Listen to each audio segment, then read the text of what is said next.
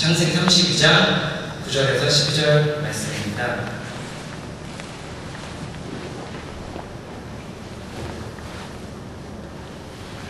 창세기는 성경 맨 앞에 있습니다.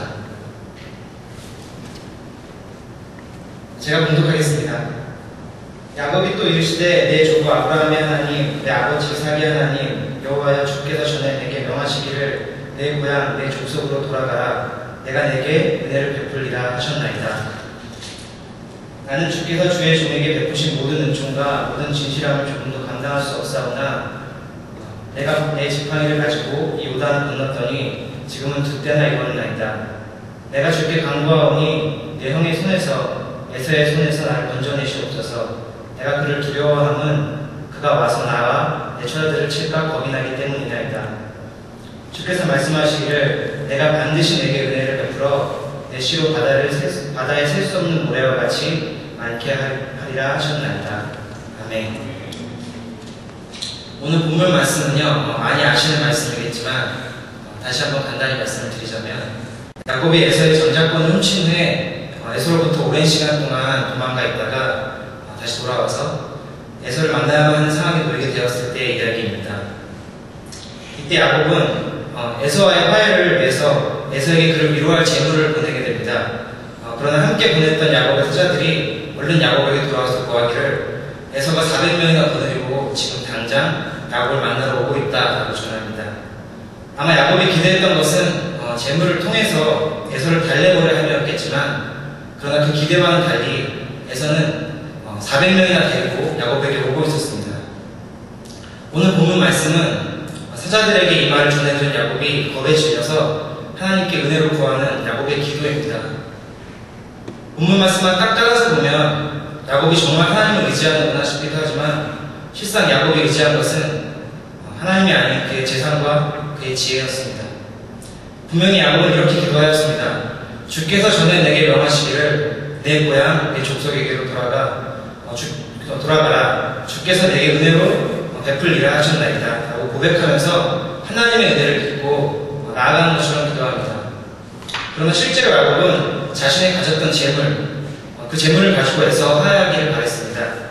기도하기 전에도 그리하였고 심지어 기도 후에도 본문 20절을 보면 내가 내 앞에 보내는 예물로 형의 감정을 푼 후에 대면하면 형이 혹시 나를 받아주리라 함이라 라고 말합니다.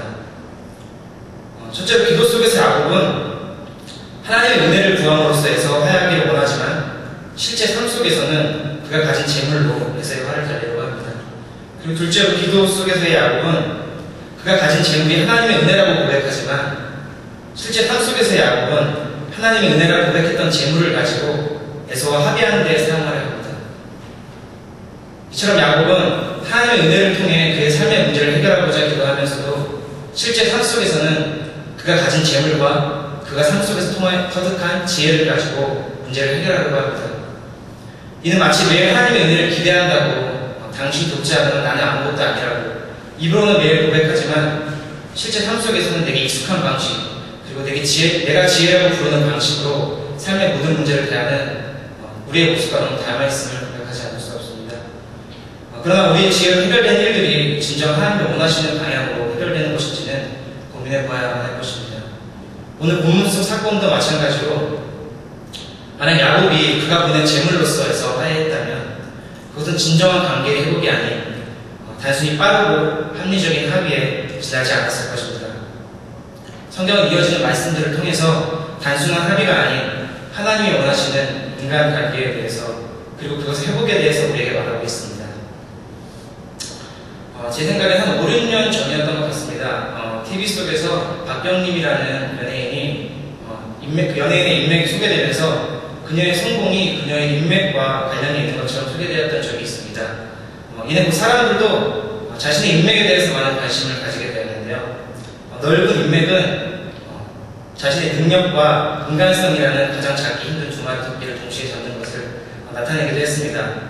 그러면서 인맥 형성과 관련된 책들이 참 많이 출간되었는데요.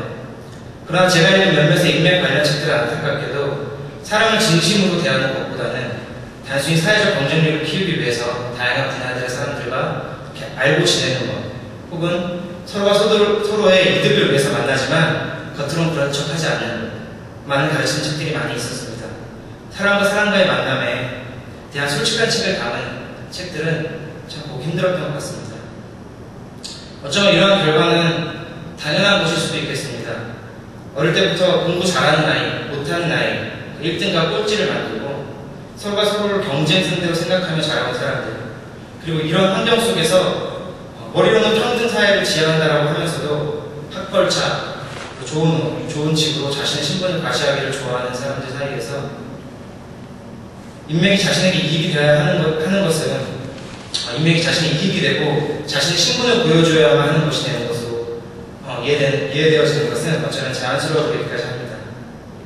더 이상 인맥의 의미가 하나님의 형상을 가진 존재 사이의 관계가 아닌 서로의 이익을 전제로 하는 그런 관계를 의미하게 될 것입니다. 그러나 사람과 사람과의 관계가 서로의 이익을 기반으로 할 때 그것은 나 역시 다른 이들의 이익이 되지 않을 때에는 버림받게 될 것이라는 것을 의미하기도 합니다. 이러한 관계 속에서 인간은 결국 다른 이들의 이익을 위해서 혹은 자기가 속한 더 큰 집단을 위해서 소비되어지는 자신을 보면서 어느 한 곳도 위로해줄 사람도 기댈 곳도 없다는 것을 느끼게 됩니다. 위로받기를 소망하고 진정한 친구를 찾지만 사회생활 속에서 맺어진 넓은 인맥 관계는 그 자신의 외로움과 헛마음을 달래주기에는 너무나 부족한 것뿐입니다. 주변에 수많은 사람들이 둘러있지만 여전히 외로운 그런 모순적인 상태, 진정한 인간관계 회복 없이는 바뀌지 않을 것입니다.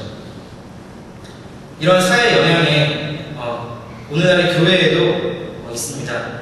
미국에서 사역하시면서 많이 아시겠지만 교회에 다니지 않던 사람들, 한국에서 교회에 다니지 않던 사람들도 이민 오면 제일 먼저 찾는 곳이 바로 교회입니다. 한국에 있을 때 교회를 다녀본 적이 없는 사람이 정말 예배에 목말라서 교회에 나올까요?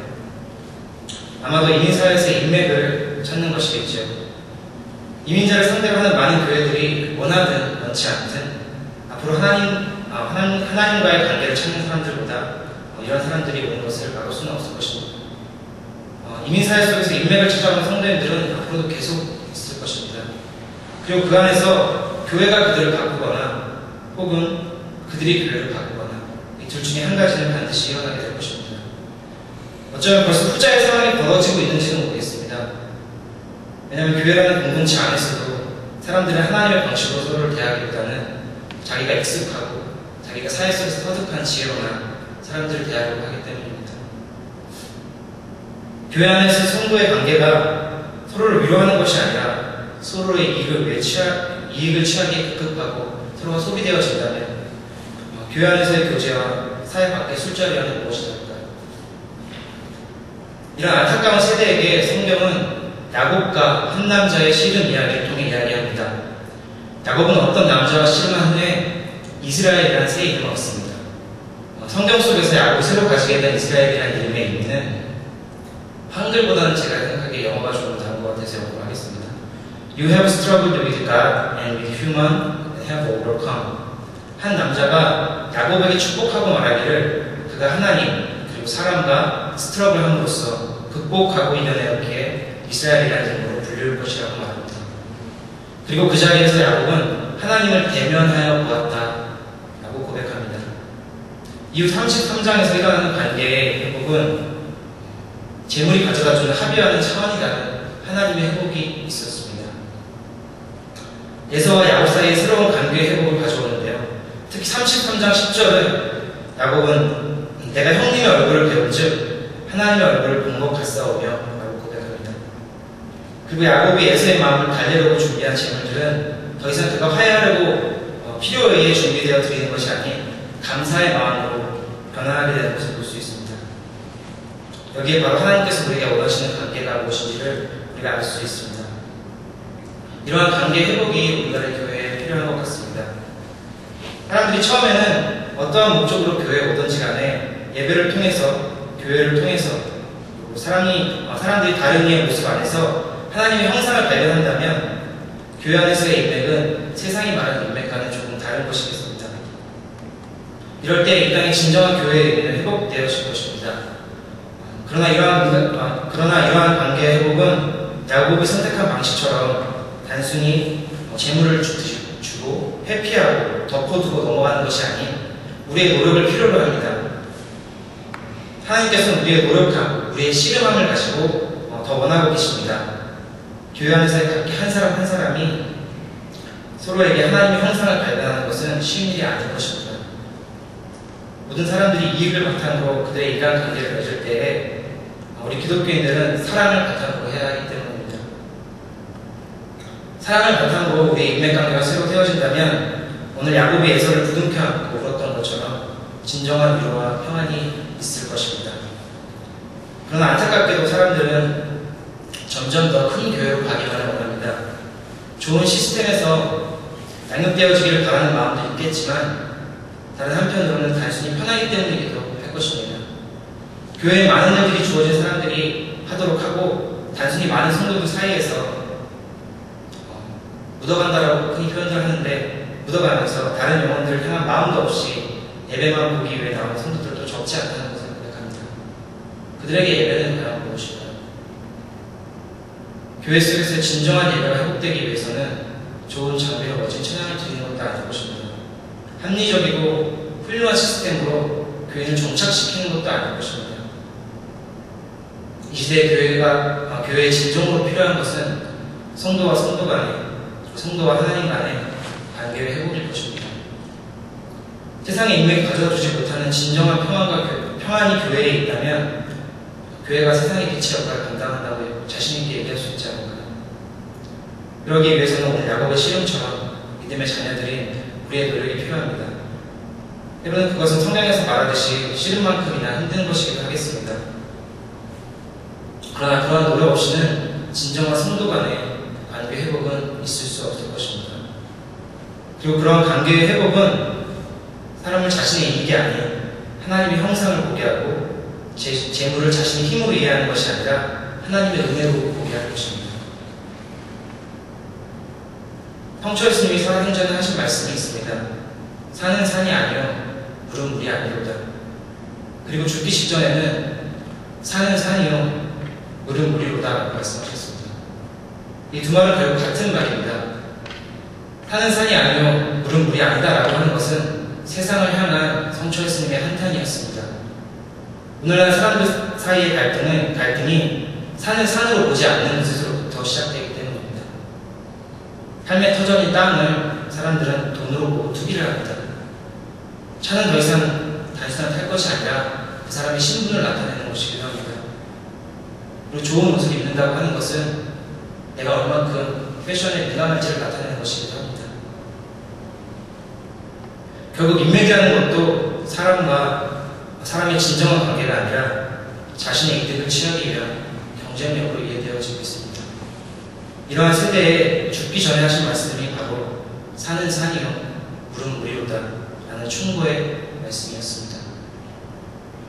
사람들이 다른 사람과의 관계를 자신의 경쟁력을 위한 것이 아닌 하나님의 형상을 보기 위해서 만나기를 소망합니다. 진정한 화해와 위로는 바로 그 안에서 이루어질 것을 믿습니다.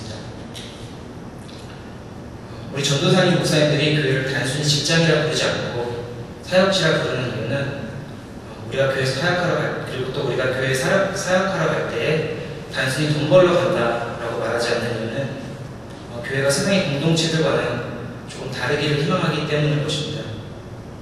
그러기 위해서는 오늘 야곱이 했던 씨름과 같이 교회 안에서 우리의 노력들이 필요할 것입니다.